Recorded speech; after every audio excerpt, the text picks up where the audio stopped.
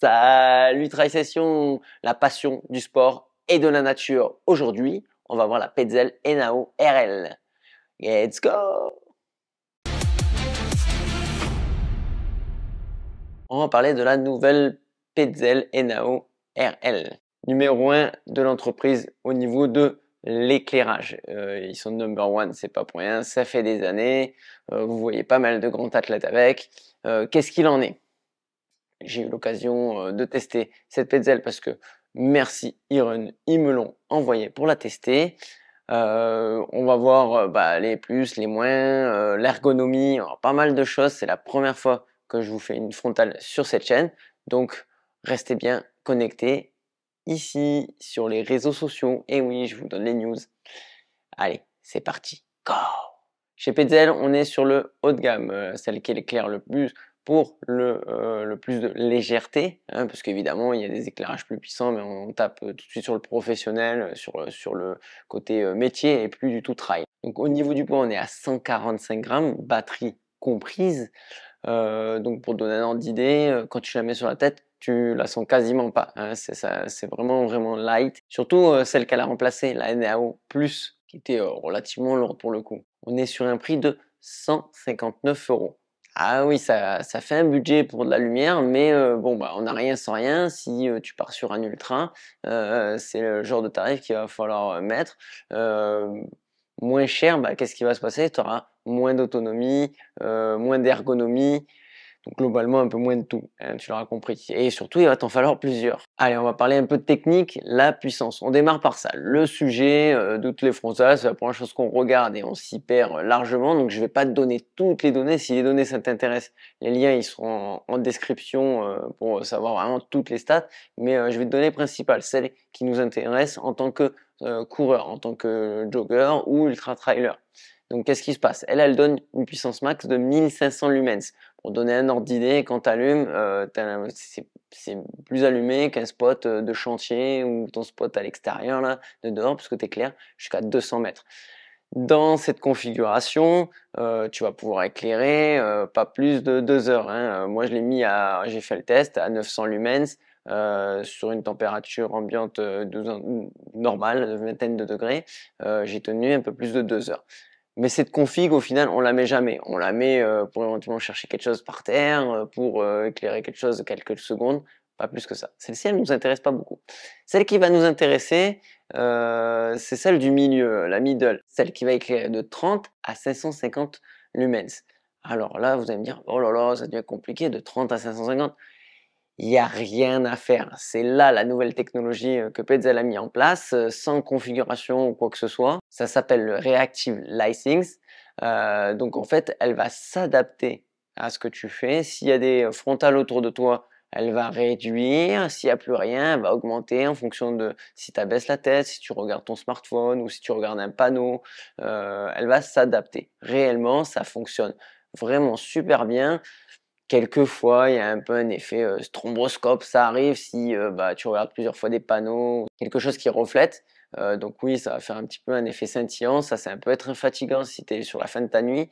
Mais en dehors de ça, franchement, ça fonctionne bien. Et là, il y a une grosse économie. Par contre, au niveau du time, c'est complètement aléatoire en fonction de ce que tu fais. Ça peut aller de 5 heures si tu l'es tout le temps en train d'éclairer à fond, jusqu'à quasiment 40 heures si tu es constamment dans un lieu éclairé. Donc vous voyez, ça fait vraiment une très grosse différence. Pour vous donner un ordre d'idée, j'ai passé une quasi-nuit entière et il y avait toujours de la batterie. Allez, je continue sur le sujet de la batterie. Tu as usé toute ta batterie, il y a un moment de sécurité, il y a une autonomie de sécurité qui te permet de rentrer chez toi ou de recharger ta batterie. Enfin bref, en sécurité, elle se met à 10 lumens. 10 lumens, franchement, là par contre, même ton flash de smartphone, ça éclaire plus fort. Mais, ça a l'avantage d'avoir une lumière de sécurité. Et cette réserve, elle est donnée pour 2 heures à la base. Écoutez, je l'ai testé 3 fois. J'ai toujours eu beaucoup plus de 2 heures. J'étais plus dans les 4, 5, 6 heures à chaque fois avec cette lumière de sécurité. Et donc, l'énergie de réserve, franchement, bah, c'est rassurant de se dire que tu as toujours une possibilité bah, d'avancer un petit peu, hein. C'est pas le meilleur des conforts, mais au moins tu n'es pas dans le noir. Pour faire tout ça, la NAO, elle a une batterie de 3200 mAh. Ça encore une fois, je vais pas m'étaler sur tous les chiffres, ça fait une batterie comme tu vois à l'écran d'une certaine taille que tu sens pas trop, elle est à l'arrière de ta tête, que tu peux déporter avec un câble en option. Cette batterie, elle coûte à l'achat 60 €. En plus, quand tu as besoin d'une batterie supplémentaire, je pense aux ultra trailers où c'est obligatoire. Elle se branche en glissant dans son support, comme tu vois à l'écran. Bah, faut bien forcer. Alors, je sais pas si je suis tombé sur un modèle qui est mal clipsé ou autre, mais en tout cas, tu vas pas la perdre. Il faut bien forcer pour entendre le petit clip. Et une fois en place, ça bouge absolument plus. Ça, c'est confortable. Il y a un petit indicateur pour savoir combien il te reste de batterie. Donc, ils ont vraiment pensé à tout. Quand tu la rebranches, c'est de l'USB-C. Donc, tu vas pouvoir utiliser n'importe quel câble avec un bon chargeur. Moi, je l'ai chargé en 3 heures et des pouces, 3 heures et quart. Quand sur la fiche technique, elle est donnée 3h30.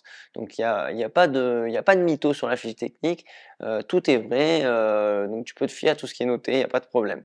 À l'arrière, sur ce même support et batterie, tu as une lumière rouge qui va tout de suite s'allumer. Elle, t'en soucies pas, ça s'allume tout seul. C'est donné pour plus de des centaines d'heures, donc ça use rien et puis tu es quand même en sécurité par rapport à l'arrière. Pratique et puis qui rassure, c'est que ta batterie, bah, par exemple, si tu as une batterie supplémentaire, tu peux t'en servir de batterie de secours. Donc tu peux brancher ton smartphone, une autre frontale, recharger des choses, enfin bref, une power bank un peu plus classique. 3200 mAh pour te donner un ordre d'idée, sur un iPhone Pro Max, ça fait à peu près un quart de la batterie. Il y a un petit rangement qui est fourni avec celle-ci que tu vas pouvoir mettre ta frontale dedans qui te servira de lanterne si tu es en bivouac, en trek ou autre, ça c'est pratique.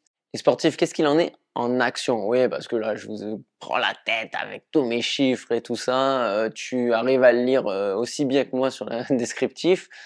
J'essaye de te le vulgariser un petit peu. D'ailleurs, n'hésite pas à me dire en commentaire si c'est cool, si ça te plaît le test de ce genre d'accessoires. Je me ferai un plaisir peut-être d'en faire d'autres. Et puis au passage, n'oublie pas de mettre le pouce bleu, de t'abonner à la chaîne et activer les notifications. Ça me permet de continuer toutes ces belles vidéos. Merci les sportifs. Donc, qu'est-ce qu'il en est en action sur cette frontale? Tu la mets sur la tête. Comme tu peux le voir, ils ont choisi un design plutôt sympa, mais ce design, il est très spécifique. Pourquoi? Bah, il fait pas mal à la tête. Franchement, tu le mets et moi, je suis assez sensible au bout de quelques heures au niveau du front. Là, ça me donne mal au crâne. Là, j'ai été agréablement surpris. Tu la sens absolument pas. Tu peux rajouter un support central pour ceux qui n'ont pas de cheveux, des gros cheveux comme moi, pour encore un maintien encore supplémentaire. Le support est fourni avec la frontale, hein, je tiens à le préciser. Tu peux évidemment régler ta frontale verticalement. Le petit bouton est très accessible. Il se trouve facilement, il y a une bonne prise en main, tu n'as pas besoin de t'appuyer sur le front pour allumer et éteindre. 3 positions en automatique, 3 positions en mode standard. Donc c'est pas prise de tête pour les réglages non plus. Quand tu arrives au bout d'un moment dans une pièce très éclairée, bah, elle va tout simplement quasiment s'atteindre. Donc pas besoin de t'en soucier également, ça c'est pratique. Donc beaucoup de praticité comme je vous le dis. Un autre sujet que ça tu peux pas trouver dans les fiches techniques, le faisceau. Là on est sur un éclairage blanc très froid, très large. J'apprécie moi le faisceau très large, un peu je dirais un peu brouillon. On n'est pas sur un faisceau rond, très précis, qui éclaire que ton single. Non, là tu as tendance à éclairer un peu la nature. Moi j'aime bien être en phase avec mon chemin, avec ce qui m'entoure et cette frontale fait très bien le job de ce côté-là. Donc si tu aimes un éclairage pas très naturel, il faut dire ce qui est parce que c'est froid, mais par contre qui est clair naturellement très large, normal par rapport à sa forme. J'espère que ce test review vous a plu. Si vous avez des questions, n'hésitez pas à le mettre en commentaire. On se fera un plaisir d'y répondre et bah, je vous dis bon trail, hein. Allez, let's go!